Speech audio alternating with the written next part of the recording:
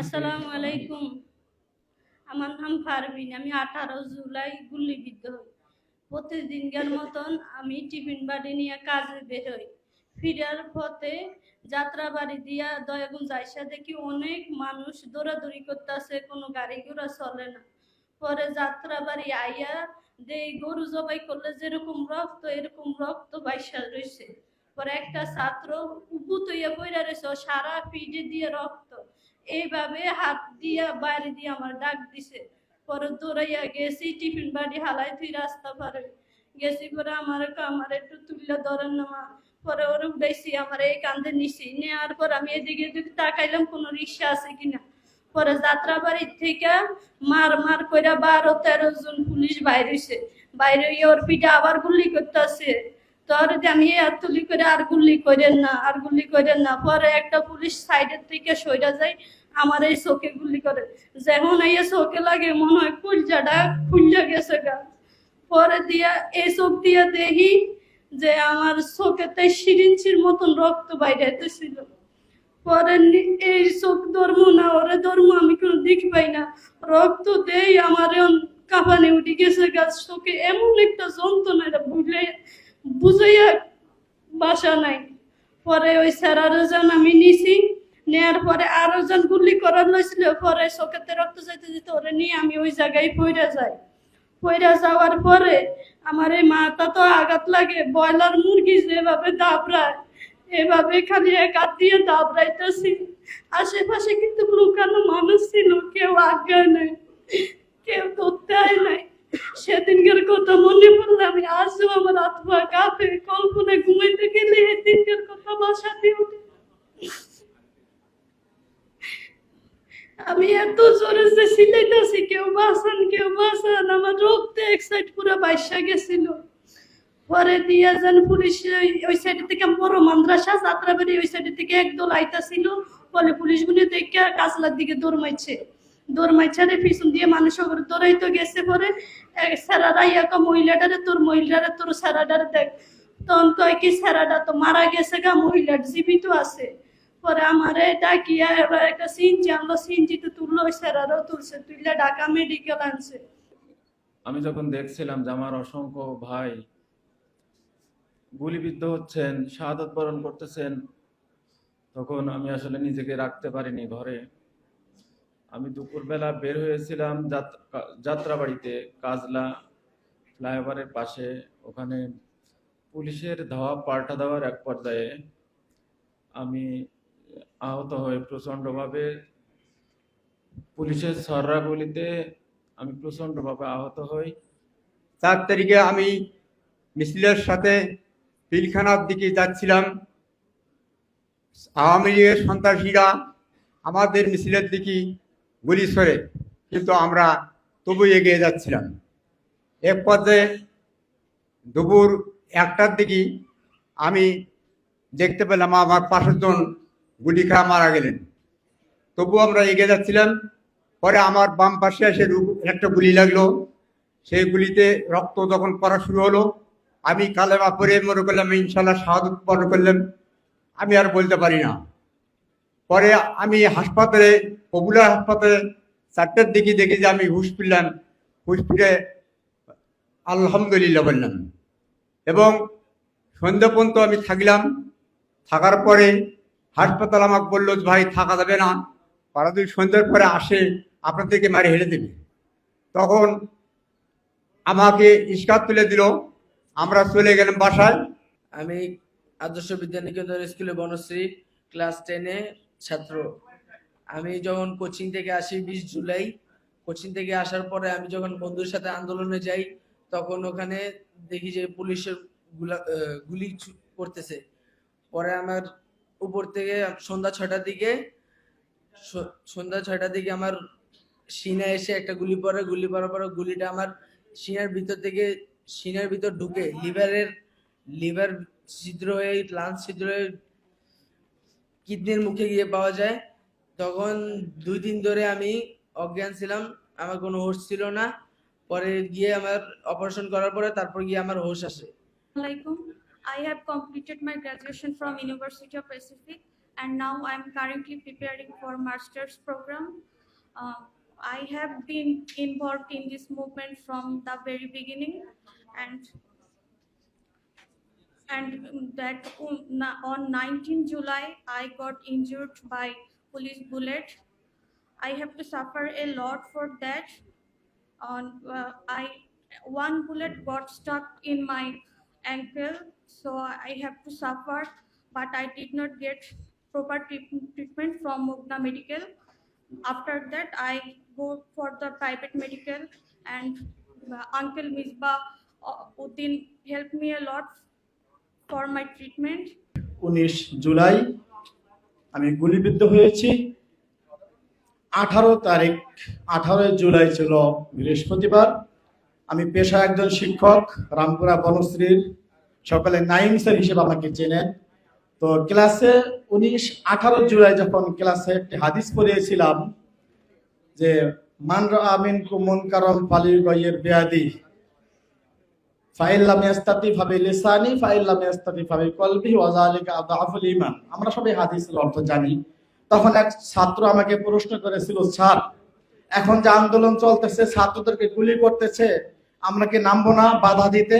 হাত দিয়ে বাধা দেব না? তখন অদৃশ্য শক্তির কারণে বলতে পারিনি তোমরা নামো। তখন ইশারা ইঙ্গিতে বলেছিলাম পরিবারের অনুমতি নিয়ে তোমরা রাস্তায় নামবে। 19 জুলাই যখন জুমার নামাজ পড়তে যাচ্ছিলাম, ছাত্ররা বলেছিল, স্যার আমাদের জন্য দোয়া করবেন, কিছু সাহায্য করেন। পকেটে যা ছিল তাদেরকে দিয়ে দিয়েছিলাম পানি খাওয়ার জন্য। নামাজের পরে যখন দেখলাম আমার ছোট ছোট ছাত্ররা বনশ্রীর চোখে গুলি খাচ্ছে, মাথায় গুলি খাচ্ছে, আমার চোখের সামনে দিয়ে রিক্সা নিয়ে যাচ্ছে, তখন নিজের বিবেকের তারা নিজেকে স্থির রাখতে পারেনি। তাদেরকে পরিপূর্ণ সাপোর্ট দেওয়ার জন্য আমি ও রাস্তায় নেমেছিলাম। তখন সেই পুলিশ বাহিনী কুলাঙ্গার যারা পুলিশের সদস্য রয়েছিল তারা দূর থেকে টার্গেট করে গুলি করেছে। লাইভ বুলেট যাকে বলে, জীবন বিধ্বংসী। আমার পায়ে এখনো গুলি রয়েছে। আমি যে অবস্থা আপনাদের সামনে দাঁড়িয়েছি, একটি গুলি পায়ের ভিতরে রয়েছে, 6 ইঞ্চি গুলি, 10টি রড বসানো, 4টি রিন বসানো, 5 কেজি ওজন হবে প্রায়। তারপর আল্লাহর শুকরিয়া, আমিরে জামাত যখন পঙ্গু হাসপাতাল আমাদেরকে দেখতে গিয়েছিলেন, তখন আমি বলেছিলাম, আমাকে তিনি জিজ্ঞেস করেছিলেন এখন শরীরের অবস্থা কেমন। আমি বলছিলাম, স্যার শরীরে অনেক ব্যথা, শরীরে প্রচন্ড ব্যথা, কিন্তু মনে কোনো ব্যথা নাই। জাতিকে আমরা মুক্ত করতে পেরেছি। কদমতলী থানার ছাত্রলীগ যুবলীগ আমাদেরকে পিছন থেকে ধাওয়া করে। ওদের হাতে ছিল ধারালো অস্ত্র এবং কি লাঠি সোটা। তো আমার চোখের সামনে একটা ছেলের হাত নিয়ে গেছে ওরা। তখন থেকে আমি প্রতিজ্ঞা করছি যে এই বিজয় শেষ না পর্যন্ত আমি ঘরে যাব না। তখন অনুমানিক রাত 8:45 বাজে। তখন আমরা অবস্থান দখল করি। তখন ওরা আমাদের পিছন থেকে আক্রমণ করে। পিছন থেকে আক্রমণ করার কারণে আমরা পড়ে যাই। পড়ে যাওয়ার পরে আমাকে ওরা তুলে নিয়ে যায়। তুলে নিয়ে যাওয়ার পরে ওরা আমাকে অনেক বেদম মারধর করে। ওরা এখানে ছিল 50 থেকে 60 জন লোক। ওইখানে আমারে মাটির সাথে পাড়াই, লাঠি দিয়ে, রড দিয়ে অনেক মারধর করে। এবং কি আমার রক্ত আমি নিজে খাওয়া লাগছিল। আমার যখন মাথা ভাবে পায়ে দিয়েছিল তখন আমি প্রথমে পড়ে যাই। পড়ে যাওয়ার পরে ওরা আমাকে থামে নাই, পুরা শরীরের রড দিয়ে অনেক আঘাত করতে থাকে। আঘাত করার পরেও যখন আমি একটু নাড়াচাড়া করি, উপরে উঠতে চেষ্টা করি, তখন ওই আবার আঘাত শুরু করে। তো পরে এমন অবস্থায় পরে পুলিশে আসে।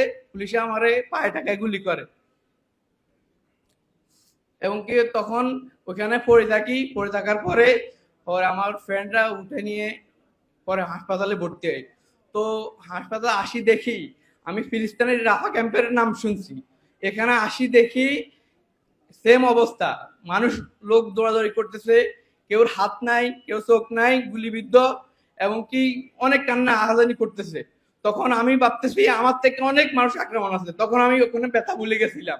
দেখতেছি অনেকে রক্ত টেপে টেপে পড়তেছে। 5ই আগস্ট যখন শেখ হাসিনা দূর হয়ে গেছে, হেকাল আমাদের জামাত ইসলাম থেকে আর কিছু বড় লোক মহিলারা যাই আমার কিছু সহযোগিতা করে। আমি চাই আমার এই বাংলাদেশটা যেন এই যে কত মানুষের পঙ্গুত্বের বিনয়ে বাংলাদেশটা স্বাধীন হয়েছে, যেই আসুক না কেন আমি চাই তাই যেন বসার আগে চিন্তা করে যে কার কারণে কাদের জীবন বাজি রেখে সিটটা আমি খালি পেয়েছি, কাদের জীবনের বিনিময়, কাদের পঙ্গুত্বের বিনিময় বসার আগে যেন চিন্তা করে আমি এই সিটটা আমি নিজে খালি পেয়েছি। আমি তাদের কথা একটু ভাববো আগে যেন চিন্তা করে আমাদের কথা ভাবে। যখন গোলাগুলি শুরু হইলো তখন দেখতে পাচ্ছি আমাদের ছাত্র ভাইদেরকে যেভাবে গুলি করা হয়েছে, তাদেরকে গুলি করতে আছে, তেমন তাদেরকে ক্যান দিয়ে চাপা দিয়ে মাইরা ফালাইতেছে। এখন আমরা এটি দেখি, সহ্য হইল না। তখন আমরা কয়জন নিব, একজনের উপরে ক্লাস নিতে আসি। এখন তারা গাড়ি এমন ভাবে টানে যে গাড়ি দ্রুত চালাইয়ে গাড়ির তলে চাপ দিয়ে তাদেরকে মাইরা ফেলায়, মাথা পুরা ঘুরা ঘুরা করে ফেলায়। এখন আমরা সবাই মিলি বড় কন্টেনার নিলাম, নিয়ে যাত্রাবাড়ি কাজলা টোলের উপরে ব্রিজের উপরে উঠাইলাম, ফ্লাইওভার উপরে উঠে ব্যারিকেড দিলাম। ব্যারিকেড দেওয়ার পরে ওইখানে তারা গুলিস্তান দিয়ে গাড়ি দিয়ে উঠলো, উঠা কন্টেনারটা পিছনের থেকে গুলি করা শুরু করলো। করার পর আমাদের 5 জন জায়গায় ডেড। এখন আমরা সব পিছনে দৌড়ে চলে গেলাম। চলে যাওয়ার পরে কন্টেনার সরাইলো, সরাই এই গাড়িটা টান দিয়ে আবার এক টাইমে 15-20 জন মাইরা ফেলাইছে। আমরা দূরে সরে গেলাম, সরার পরে যে যে স্থানে সব সেট হয়ে গেল। হওয়ার পরে তারা যখন একটু শান্ত হয়েছে, আমরা ওই লাশগুলো আইনা যার যার যে লাশ সেখানে দিলাম। কিছু ওনারা নিয়ে চলে গেছে, পুলিশে নিয়ে চলে গেছে। এখন আর কি করব, সহ্য হইতেছে না, রাত নেই দিন নেই, অল টাইম রাস্তায় আসছিলাম। আমার 2টা সন্তানের দিকে আমি তাকাই নাই।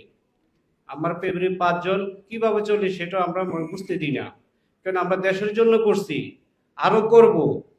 তারপরে 5 আগস্টে যাত্রাবাড়ি যখন আমরা ঘেরাও দিয়েছি, যাত্রাবাড়ি ঘেরাও দিয়েছি, ঘেরাও দেওয়ার পরে এখন হঠাৎ করে যাত্রাবাড়ির থানার ভিতর থেকে সমানে গুলি করা শুরু করছে। এখন 47 দিয়ে গুলি করতেছে। করার পরে আমি কয়জনকে সরাইলাম, আরেকটা লোক সরাইতে যে আমার ডাইন পাও দিয়ে গুলি ঢুকা বাম পায়ে যে গুলি আটকে গেছে। এখন আমি আর অজ্ঞান, আমি কিছু জানি না, কিছু কইতে পারতাছি না। আমি একজন সাধারণ শ্রমিক। আমি বাসে কন্ডাক্টরি করি, ভাড়া কাটি। নোয়াখালী থেকে আওয়ামী লীগ ফেসিবাদের একটা বড় মিছিল বাইরে ওরা আমাদেরকে প্রতিহত করার জন্য পুলিশ বাহিনী আছে, পুলিশ বাহিনী সরাসরি গুলি করে। এই গুলির সময় দেখা গেছে যে গাড়ির গ্লাসে গুলি পড়ে, সেই গ্লাস চুরমার হয়ে ভেঙে আমার একটা মাথায়, একটা এই বাম চোখের এই পাশে আইসা গ্লাস ঢুকার পরে সেখানে আমি লুটে পড়ে যাই। আমি 20 জুলাই রামপুরাতে আহত হই। আমার স্নাইপারের গুলি ছিল আমার পিঠে বিদ্ধ হয়ে আপনার পিঠের উপর দিয়ে বের হয়েছে। আমার ক্ষতিগ্রস্তের অবস্থা 4টা খাদ্যনালী ছিঁড়ে গেছে, আমার ফুসফুস ছিঁড়ছে এবং একটা কিডনি ড্যামেজ। বর্তমানে এখনো আমি চিকিৎসাধীন অবস্থায় আছি। আমি আহতদের বিষয় থেকে একটা কথাই বলবো, আমার জোর দাবি থাকবে যে ফ্যাসিস্টদের বিচার যেন ইনশাল্লাহ কনফার্ম হয়। আমি এদের ফাঁসি চাই, সর্বোপরি এদের বিচার আমাদের নিশ্চিত দেখতে হবে, এটাই আমাদের চাওয়া।